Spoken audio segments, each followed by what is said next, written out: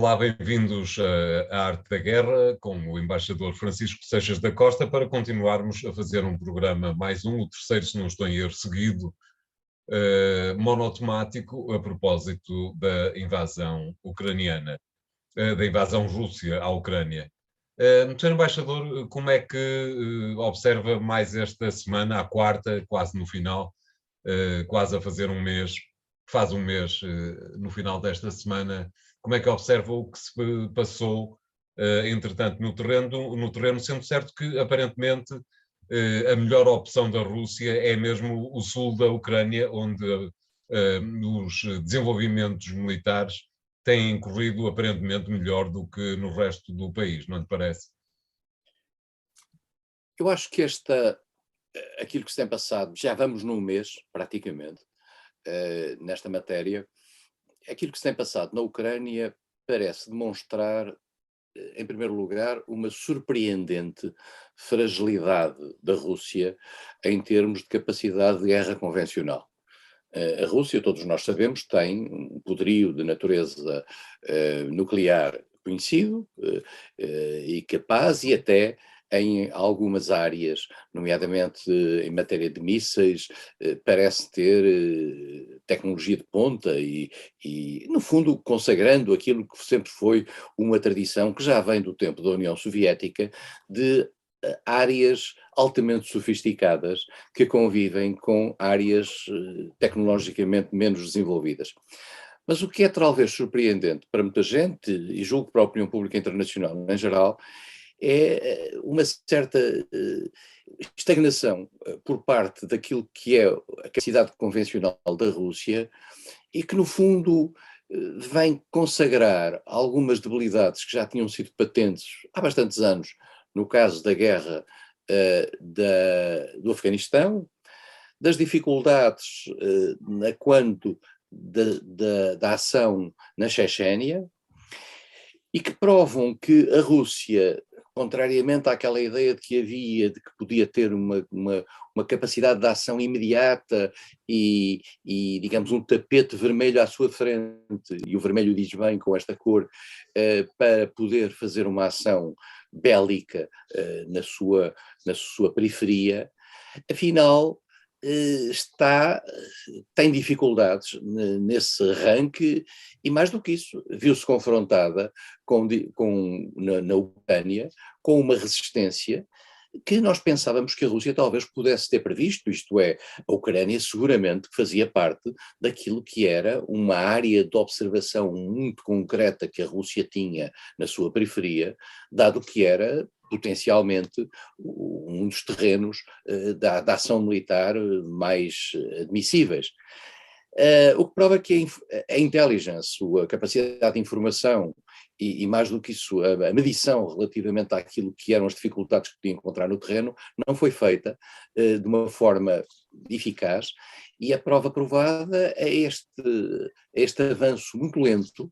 E o António tem razão, o avanço é mais rápido na zona sul, na cobertura daquilo que é o Mar de Azov, que é a zona que o Donbass tem junto à costa sul, e agora na tentativa e no avanço, quer por Mariupol até Odessa, que é aparentemente aquilo que é o objetivo imediato, o objetivo que a Rússia se propõe ter. No fundo, a tal criação de uma espécie de uma faixa de isolamento da Ucrânia face quer ao Mar de Azov, quer ao Mar Negro. O problema é a sustentabilidade disso. A sustentabilidade disso e a capacidade de manter isso, e ao mesmo tempo, no norte, nós verificamos que as diversas ações que a Rússia tem vindo a desenvolver, quer no Donbass, onde a sua presença, quer por interpostas forças, já era evidente, mas quer até em direção a Kharkiv, vindo diretamente do próprio território russo, como em direção a Kiev, vindo do território da Bielorrússia, afinal, tem as suas limitações. Há uns estrategas militares que dizem que a Rússia não pretende invadir as cidades, ou essas cidades, mas pelos vistos pretende invadir Mariupol no sul, e que a ideia é cercá-las, contê-las, para poder fazer, digamos, uma pressão de natureza política. Mas depois também nós verificamos que no ocidente do país, e julgo que já dissemos isto aqui na semana passada, no ocidente do país, que é aquela zona por onde vem em todo o apoio de natureza militar e não só à Ucrânia, a Rússia apenas consegue fazer ataques com mísseis, alguns dos quais têm consequências em termos de danos colaterais, nomeadamente em matéria de população civil, importantes. Mas a Rússia não consegue ir a cidades como Lviv e não consegue mandar tropas pelo terreno até aí.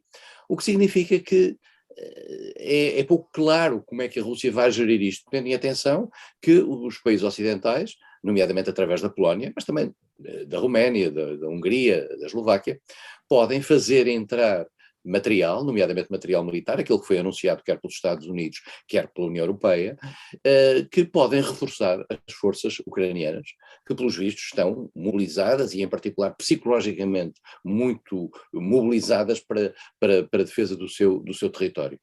Mas como é que compreende isso, Sr. Embaixador? Há quem diga que, peço desculpa por interromper, há quem diga que o problema decorre do facto de ser difícil para as pessoas que rodeiam Vladimir Putin dizerem qualquer coisa que sabem à partida que ele não gosta de ouvir e, portanto, ter-se-ão defendido contando-lhe uma fábula que depois no terreno se verifica não ser verdadeira. Parece-lhe uma explicação razoável para essa debilidade que se está a sentir na investida russa? Nós não conhecemos bem o que é a entourage de Vladimir Putin, Claro. mas podemos pressentir que se trata de um autocrata que naturalmente gosta de ter à sua volta pessoas que lhe digam que sim e pessoas que lhe deem, digamos, perspectivas positivas. Dito isto, as pessoas também não são demasiado irresponsáveis no sentido de estarem a vender-lhe uma história que depois no terreno vão acabar por pagar. Os líderes, os chefes militares, os chefes da intelligence, são responsáveis por aquilo que digam a Putin. E com a realidade infirma aquilo que eles dizem, naturalmente são eles os principais culpados dessa informação errada. Claro. Nós sabemos que Putin é um personagem que vive, eu diria, envolvido numa mística, eu diria que passa para além daquilo que é normal num líder político. Há ali qualquer coisa de religioso, há ali qualquer coisa de histórico, há ali qualquer coisa de uma espécie de um destino nacional, de que ele se considera uma espécie de protagonista para o futuro. Uma espécie de Rasputin, como alguém escrevia. Rasputin de si mesmo, porque Rasputin influenciava a corte e influenciou-a até ela cair. Mas Putin de facto vive com essa memória histórica e aquele famoso discurso mostra um pouco isso. Há aqui uma noção de que ele está possuído de uma certa imagem do papel da Rússia no mundo, que provavelmente tem pouco a ver com a realidade. Agora, o que isto nota é, o que se passou nas últimas semanas na Ucrânia, mostra que a Rússia é um país dual, é um país que tanto tem tecnologias de ponta, como tem depois um peso de uma máquina de guerra um pouco burocratizada e, em particular, pouco adaptada a conseguir êxitos rápidos. Ora bem, o que nós pensávamos sempre é que a Rússia tinha um exército, e dizia-se que inclusivamente depois de 2008, depois da crise na Geórgia, até hoje o exército russo tinha vindo a melhorar extraordinariamente, mas pelos vistos nós reparamos com cenas, temos que descontar aí o efeito de propaganda que eventualmente possa ser dado também pelas forças ucranianas, mas com cenas de alguma fácil destruição de material militar russo pesado em matéria de artilharia, aquilo que parece ser uma hesitação e um estacionamento no terreno que facilita, por exemplo, o bombardeamento dessas mesmas unidades por parte de drones muito bem equipados, e nós sabemos hoje que a guerra é muito feita por drones bem equipados que conseguem substituir a presença local de infantaria e de artilharia, mesmo que a Ucrânia não tenha, por exemplo, uma capacidade de mísseis como tem a Rússia, nem sequer tem uma capacidade em força aérea como tem a Rússia. E sabendo nós que a Ucrânia não conseguiu convencer os países ocidentais para criarem uma zona de exclusão aérea, já aqui se explicou porquê, e já aqui explicou porque é que isso não deve ir a acontecer, mesmo assim, aparentemente a Rússia tem tido perdas importantes. Nós não sabemos exatamente o número de perdas russas, mas o número de perdas russas é substancial. E há uma coisa que é importante, mesmo no passado, quando estávamos a falar da União Soviética e quando a Rússia perdeu a guerra do Afeganistão e foi afastada do Afeganistão, como aliás parece ser a sina de todos aqueles que se metem no Afeganistão, uh, as mortes de soldados tiveram um impacto muito grande na opinião pública e na atitude russa, na altura soviética, perante a guerra. Ora, Claro. nós hoje estamos, apesar de tudo, com uma sociedade diferente. É uma sociedade que, independentemente de estar hoje muito condicionada sobre o ponto de vista informativo por parte da propaganda do governo e da propaganda oficial, apesar de tudo, as redes sociais ainda funcionam, a internet funciona, já não é o boca a boca em que o KGB vigiava as casas todas.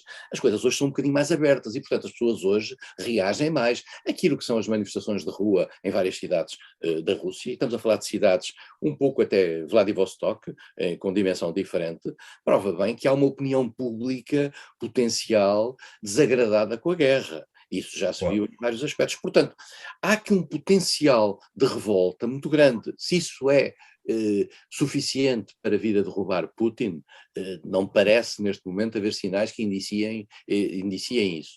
Agora, a Rússia é uma surpresa, na minha opinião, face àquilo que era a expectativa de que fosse uma entidade já com uma certa capacidade militar capaz de, por exemplo, defrontar uma guerra na Ucrânia, que apesar de tudo é um país com 44 milhões de habitantes, com uma dimensão muito grande e com uma capacidade militar que ao longo destes anos tem vindo a ser reforçada com a ajuda dos países ocidentais, em particular dos Estados Unidos e do Reino Unido. Claro. Muito bem, vamos fazer aqui o primeiro intervalo, voltamos já de seguida e até lá.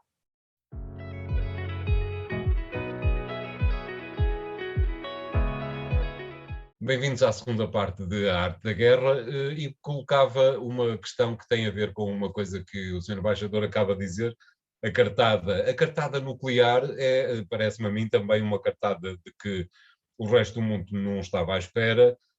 Não temos a certeza que ela venha a ser jogada ou apenas se servirá apenas para ser exibida. Como é que observa esta questão que, apesar de tudo, é introduzida na equação um pouco antes, inclusivamente, de as tropas russas terem avançado sobre a Ucrânia? Eu recordo que alguns dias antes alguém falou, se não estou em erro já na sequência de uma reunião da NATO, alguém falou na possibilidade nuclear. Como é que vê esta questão, Sr. Embaixador? A guerra nuclear só foi, digamos, só teve consequências práticas no final da Segunda Guerra Mundial, quando os Estados Unidos bombardearam Hiroshima e Nagasaki. Esta foi a única vez em que armamento nuclear foi utilizado. E foi utilizado como forma de convencer, se assim se pode dizer, entre aspas, os japoneses a renderem-se. E convenceu tanto, recordo dos livros de história, convenceu tanto toda a gente que era não utilizável que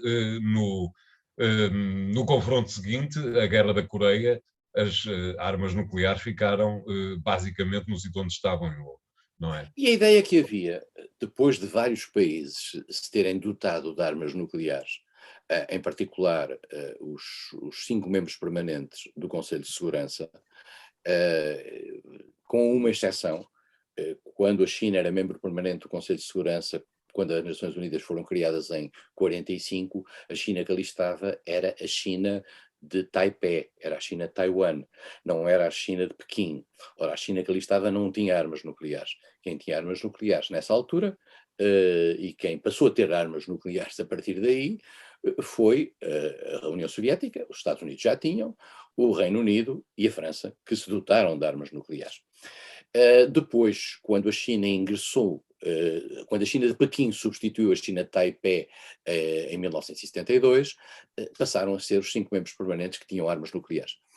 E são esses 5 membros permanentes que estiveram na origem do Tratado de Não Proliferação Nuclear, tratado esse que tinha como objetivo, no fundo, congelar aquilo que era o mundo das armas nucleares. Isto é, quem tinha armas nucleares tinha quem não tinha não devia tê-las, para assim dizer. E, em particular, havia uma diretiva no sentido, e um compromisso, no sentido de não fazer a chamada proliferação. Por isso é que o tratado chama-se Tratado sobre a Proliferação das Armas Nucleares, para não colocar mais armas nucleares em outras mãos. Nós sabemos que isso não foi assim, isto é, que há países que entretanto se dotaram de armas nucleares, que é o caso de Israel, que é o caso da Índia, que é o caso do Paquistão e é mais recentemente o caso da Coreia do Norte. Houve vários outros países que começaram a ter iniciativas no sentido de criar uma arma nuclear, o Brasil, a Argentina, a África do Sul, mas desistiram disso. E o Tratado de Não Proliferação Nuclear, no fundo, acabou. Há países que não assinaram o Tratado de Não Proliferação Nuclear, convém dizê-los. Israel é um caso típico, sabemos que tem armas nucleares, não aceitou o Tratado de Não Proliferação Nuclear, porque o Tratado de Não Proliferação Nuclear tem um aspecto interessante, é que, ao mesmo tempo, também protege os países que querem utilizar o processo de ativação nuclear para efeitos civis. E Exato. Permite ajudar esses países. Tudo isto feito sob a vigilância da Agência Internacional de Energia Atómica em Viena. As armas nucleares funcionaram ao longo da Guerra Fria como um fator de dissuasão mútua, no sentido de dizer, tu podes me liquidar, mas eu liquido-te a ti. E, portanto, a noção de que ninguém podia usar as armas nucleares porque elas funcionariam como um fato de mútua destruição, criou uma espécie de entendimento tácito de que ninguém usava armas nucleares. E muito curiosamente, António, isto é uma coisa que as pessoas já não se lembram e até parece de outro tempo. Em janeiro deste ano, e nós estamos a falar no início de abril, em janeiro deste ano, há uma declaração dos 5 membros permanentes do Conselho de Segurança no sentido de prescindir das armas nucleares, no sentido de dizer, nós nunca utilizaremos armas nucleares. Estão aí a Rússia, a China, os Estados Unidos, a França e o Reino Unido, no Conselho de Segurança. Uma declaração proposta pela China. Agora, as armas nucleares não são apenas as armas nucleares estratégicas dos mísseis que vão de um lado para o outro, há também as armas nucleares táticas. E a Rússia, no início, em particular, a partir do momento em que foi objeto de um processo de sanções económicas muito forte, que a Rússia qualificou como um ato, eu não sei exatamente a expressão, mas um ato de guerra, digamos, a Rússia colocou no terreno a linguagem da possibilidade do uso das armas nucleares. E nós aqui estamos, neste momento, perante uma situação, eu diria, muito rara no plano internacional, porque também se prende com o papel das Nações Unidas, que já poderemos falar, que é o seguinte: será que um país que diz que tem armas nucleares, que diz não, que tem armas nucleares, e que os outros temem, digamos, agredi-lo, porque sabem que esse uso das armas nucleares pode ser efetivo, tem por esse motivo o direito de, digamos, romper com o direito internacional, atacar a soberania de outros Estados, na defesa daquilo que ele considera ser os seus interesses, mesmo que a comunidade internacional não legitime esses interesses? Ora, este problema da Rússia na Ucrânia é um caso típico disto. Há um país que diz, eu tenho armas nucleares, aviso que tenho armas nucleares, e vou aqui intervir, e os senhores não podem intervir, porque sabem que se intervêm, eu uso as armas nucleares. E eu vou intervir em função dos meus interesses. Vou intervir de forma convencional, com tropas convencionais, mas para a defesa daquilo que eu considero ser os meus interesses. Será que isto vai-se criar uma nova ordem internacional feita à luz da chantagem? Este é um ponto-chave que esta questão da Rússia na Ucrânia criou. É uma coisa nova, porque no passado nós ainda podíamos dizer, bom, mas isto é mediado pelas Nações Unidas. Portanto, não, quando um membro permanente do Conselho de Segurança está envolvido numa questão internacional, as Nações Unidas ficam de braços cruzados. Ficaram no Kosovo, ficaram no Iraque, na Segunda Guerra do Iraque, ficam agora também no caso da Ucrânia. Há aqui uma limitação objetiva por parte dos instrumentos que foram criados a seguir à Segunda Guerra Mundial, no sentido de intervirem. E ou então intervêm só em questões que não digam respeito aos 5 principais países. Exatamente. E isto levanta-nos um problema, que é um problema que não está ainda discutido, mas que é o problema da sobrevivência das Nações Unidas. Nós estamos hoje perante esta questão. É uma questão interessante que vamos guardar para a terceira parte do programa de hoje, que que viremos dentro de instantes. Até já.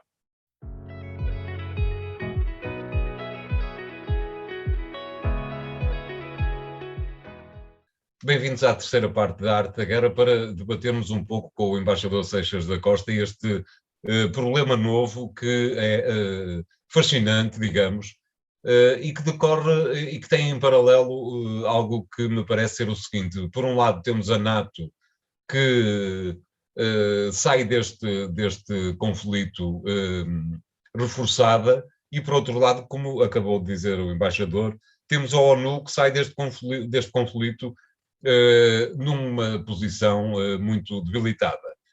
Como é que vê esta questão da NATO, que aliás o Sr. Embaixador acaba de levantar? Peço desculpa, da ONU. As Nações Unidas são um compromisso pós-Segunda Guerra Mundial que, curiosamente, sobreviveu à Guerra Fria. Não obstante Rússia e Estados Unidos estarem do lado contrário, foi possível a esses dois países, embora debilitando a própria instrumentalização das Nações Unidas, mas foi possível a esses dois países sobreviverem durante todo este período e manterem as Nações Unidas a funcionar. Também convém dizê-lo e lembrar uma coisa que às vezes nós esquecemos. Nós falamos sempre das Nações Unidas e falamos do Conselho de Segurança e falamos da paz.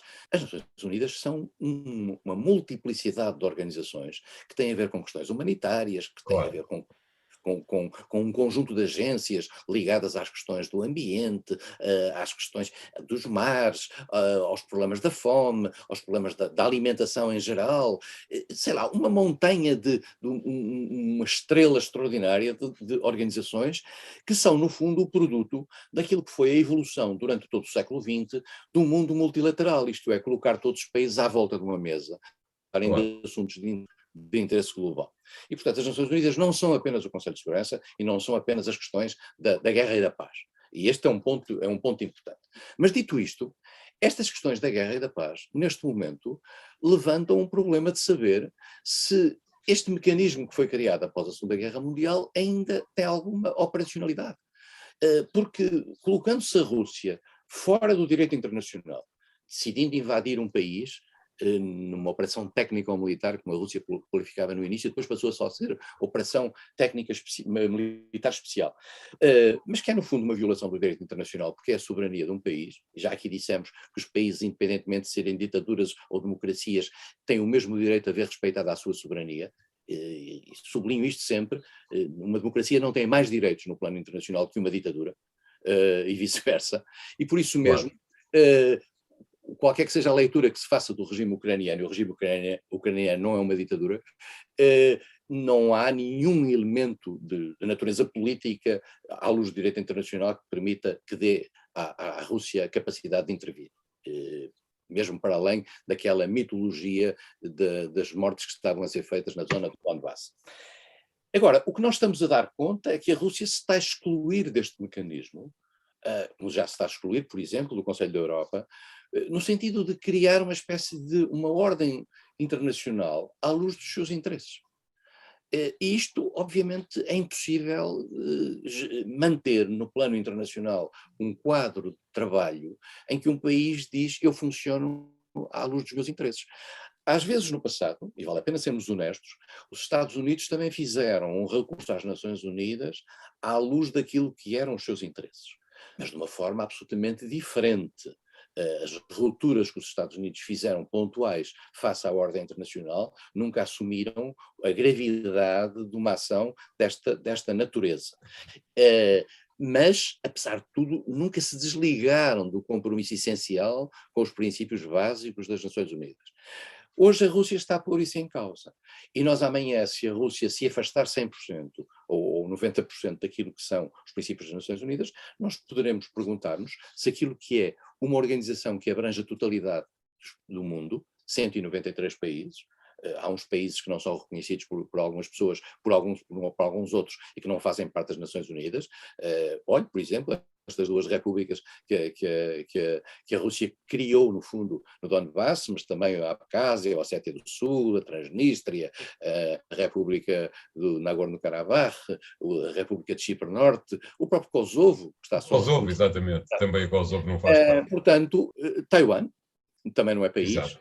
no plano internacional, esses países, mas fora disso, está lá o resto do mundo todo. Se um país se auto-exclui desses princípios, isto levanta um problema novo para a própria arquitetura internacional. E mais do que isso. E este é que é o ponto que leva àquilo que o António referiu relativamente à NATO. É que se os países não se sentem vinculados a uma ordem internacional pactuada entre todos, então se calhar têm o direito de definir ordens próprias, localizadas, regionalizadas, para a defesa dos seus interesses. E a ONU a NATO é isso. Mas eu já agora gostava, antes de terminar, deixar aqui um ponto de interrogação ainda maior, que é o seguinte: nós falamos muito nestes dias, e talvez possamos falar para a semana, um pouco daquilo que é a chamada bússola europeia, a nova estratégia europeia. E a estratégia europeia que passa muito pelo exército europeu, pela criação de uma dimensão de segurança e defesa na Europa. E nos últimos dias, nos últimos meses, semanas, temos falado muito de que isto, no fundo, isto liga-se à NATO, a NATO está unida, cada vez mais unida, etc. António, eu só gostava de chamar a atenção do seguinte: entre 2016 e 2020, nós tivemos um presidente americano que se afastou da NATO e que se queria afastar da NATO. E depois disso veio um presidente americano que afinal decidiu apoiar a NATO e dar mais força à NATO.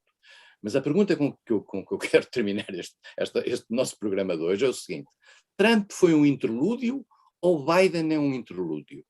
Certo. Trump foi um interlúdio na política americana, isto é, foi uma exceção face à política americana, ou a política americana, o equilíbrio interno dentro dos Estados Unidos, aponta para que o futuro nos traga ou Donald Trump ou outra entidade com a mesma linha? E neste quadro, será que a Europa não tem ela própria que criar o seu mecanismo autónomo de defesa e estar preparada para, no caso da NATO, evoluir perante uma nova atitude adversarial por parte dos Estados Unidos? A Europa, tendo em conta agora aquilo que existiu e aquilo que muitos dos seus países sofrem e a sensação de insegurança que têm face à Rússia, e aparentemente na bússola europeia a Rússia é o elemento, digamos, adversarial maior, será que a Europa não tem ela própria a criar uma autonomia em matéria de segurança e defesa, ligada à NATO enquanto os Estados Unidos e o Canadá assim quiserem, mas não ligada à NATO se por acaso os Estados Unidos disso se afastarem? Agora, o que a Europa não pode é ficar no meio da praia, no caso de amanhã os Estados Unidos decidirem afastar-se. Colocava-lhe só uma última pergunta, muito rapidamente, e que também tem um pouco a ver com a ONU. A ONU é uma das poucas instituições que, de alguma forma, é esquecida sempre que alguém se lembra de se oferecer para mediar o conflito entre a Rússia e a Ucrânia, mas toda a gente se lembra da China. Esta semana ficou patente, ficou bem claro que toda a gente está à espera que a China faça qualquer coisa. Como é que se pode observar esta questão? Eu acho que a China, neste quadro, mantém uma neutralidade mais colaborante com a Rússia, porque, apesar de tudo, sente que não quer ficar do lado que se opõe a Rússia. E isso faz com que a China não queira ficar demasiado no limbo entre a Rússia por um lado e o mundo ocidental por outro. E por outro lado também, há aqui uma questão importante: a China será sempre um vencedor deste processo, nomeadamente em matéria económica. Evidente. A China não quererá ficar ligada ao destino do perdedor. E o perdedor será, em matéria económica, em matéria como potência económica mundial, o perdedor será sempre a Rússia. A China estará disposta a fazer alguns sinais e a ter alguma ação, digamos, de moderação por parte da Rússia, mas não estará disposta nunca, ao que parece, a ver os sinais que vêm de Pequim, a servir, eu diria, de alavanca daquilo que são os interesses ocidentais nesta matéria.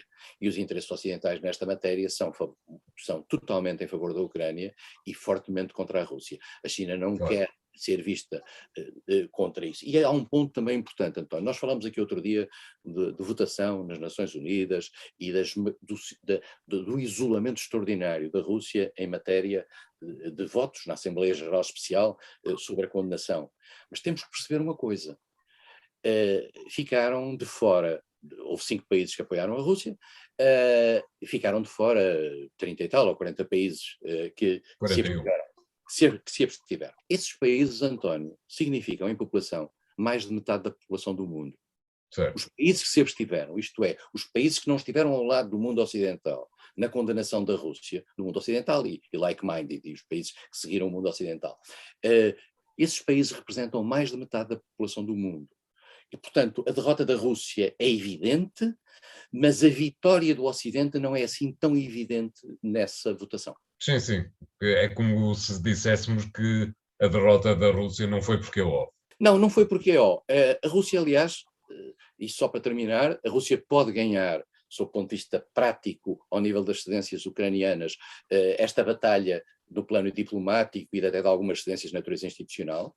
A Rússia é o grande perdedor. A Rússia é como aquele general grego, pode ser uma vitória pírrica, isto é, pode ganhar no terreno da Ucrânia e pode ter perdido o seu futuro como potência mundial, capaz de atuar com alguma capacidade e, mais do que isso, garantindo a sustentabilidade de uma vida decente para o seu povo durante as próximas décadas. Muito bem, obrigado, Embaixador Seixas da Costa. Ficamos hoje por aqui. E desgraçadamente para todos, com certeza que voltaremos para a semana com mais um programa monotemático. Até lá.